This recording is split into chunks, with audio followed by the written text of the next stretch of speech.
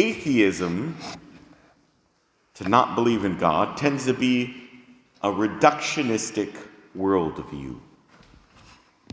In other words, that is to say, it tends to reduce that the entirety of reality is simply everything is just material matter.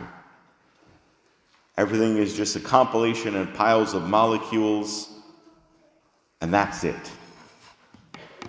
And so all these religious beliefs and so on are just chasing after passing shadows, are just things of our imagination that we sort of impose on the reality around us, but aren't really real. They're just kind of our fancies and dreams that Christians have.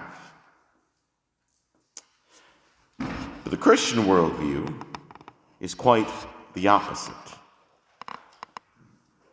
That the world isn't reductionistic or reduced to merely the material things, but rather, we might say, expansionistic.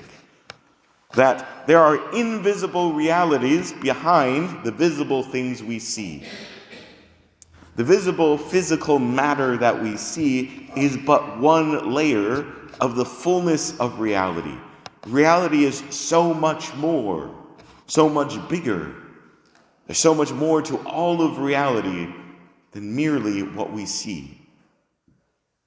That there are these invisible realities behind the physical, tangible, calculable world. And these invisible realities are just as, if not more, real than the pile of molecules we see in front of us. And that in some instances, that the visible thing we see is perhaps the more passing thing than the more eternal, invisible reality behind it. An example of this, that from children we have an instinct of this. In kindergarten, we learn that we're not merely to reduce someone to their mere appearances. That we learn, I remember learning in kindergarten, that a person isn't what they are on the outside that matters, but on the inside that counts. While we use simple language to say that, it is to say that we learn from a young age the sense that there's more to a person than merely their appearances. There's some reality to them that's deeper than the visible things we encounter. A reality that's more real, more fully that person than how they appear, who they are on the surface. And so there's these invisible realities that we as Christians then are to seek to see. This expansionistic worldview where all the world is charged with a deeper meaning. There's far more to reality. This wonder and awe that comes with our faith. The poet and Catholic priest Gerard Manley Hopkins wrote the lines, "All the world is charged with the grandeur of God. It will flame out like shining from shook foil." So as Christians, then, we are to cultivate, part of our spiritual journey is to cultivate that vision to know and see these deeper realities, which comes from spending time in prayer. I mentioned last week, of course, Lent is this time of prayer, fasting, and almsgiving, all things that we should focus on. But I particularly invite us as a community, to, especially if we do nothing else, to focus on making time for prayer. Because in prayer, we begin to cultivate that deeper vision, to see and behold these realities behind merely what we see. St. Irenaeus, an early Christian leader in the church, wrote, "The glory of God is man fully alive. Humanity fully alive. God wants for us fullness of life. But the glory of man, of humanity, is to behold the vision of God. To see the deeper reality of God in all things." Well, we might say to ourselves, why doesn't God just show us? Father Kevin, if there's really all this invisible reality, why doesn't God just show us? Well, we might say that the fullness of the reality of God, it's like the bright brilliance of the sun, that our eyes have to adjust because we can't even take in the full brilliance of the sun. They have to be adjusted to behold the full reality of God himself. God who is reality itself, the most real thing. So we might say this whole Christian journey, this whole spiritual journey of the Christian life is cultivating, allowing our eyes to gradually be adjusted to seek and see and behold the face of God. But in the meantime, along this journey, we are given hints and glimpses. And this is what brings us to our gospel reading for today, the Transfiguration. Peter, James, and John go with this rabbi, this seemingly ordinary Jewish rabbi. Maybe he's a bit of a controversial figure, but they're following him and they go up a mountain. But then it's as if a layer of reality is peeled back to see the deeper truth of who he is, the deeper reality, the brilliant truth of who Christ is, far more than merely an ordinary human being, an ordinary teacher. The brilliant truth of who Christ is. And then the voice of God, this is my chosen son, listen to him.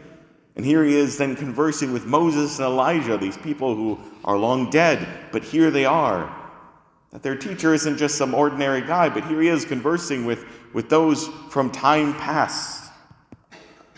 And that they are sort of pointing to that this person is the fulfillment of all things that came before.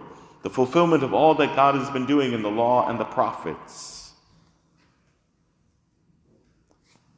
They're brought to this vision of the fullness of reality.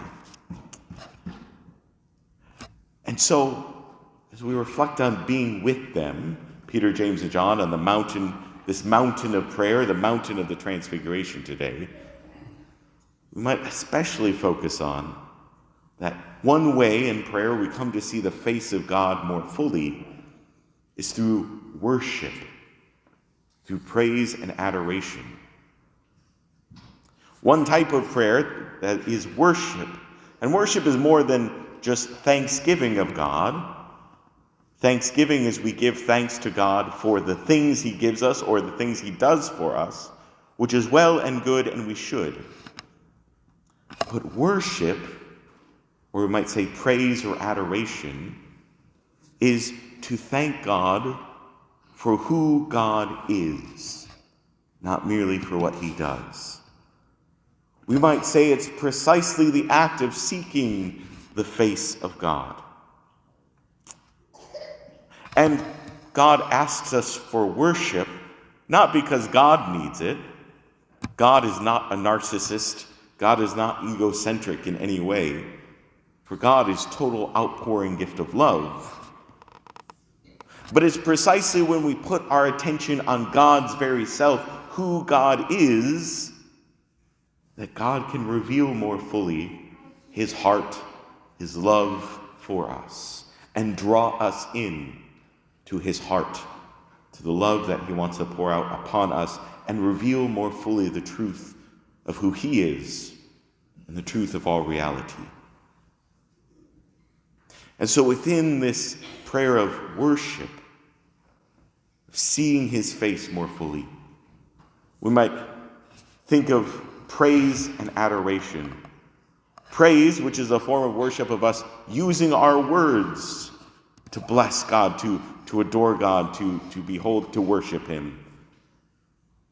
Then there's also adoration, which we might think of adoration as when we reach that point of simply total wonder and awe.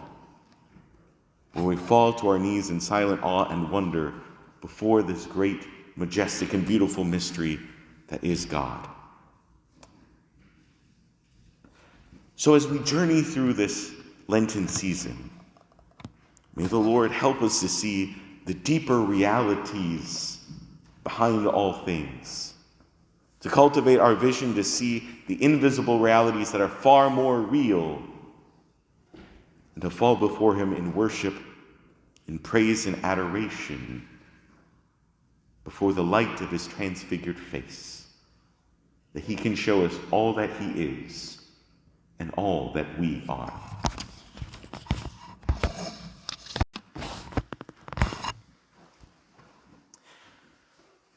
Atheism, to not believe in God, tends to be a reductionistic worldview. In other words, that is to say, it tends to reduce that the entirety of reality is simply everything is just material matter.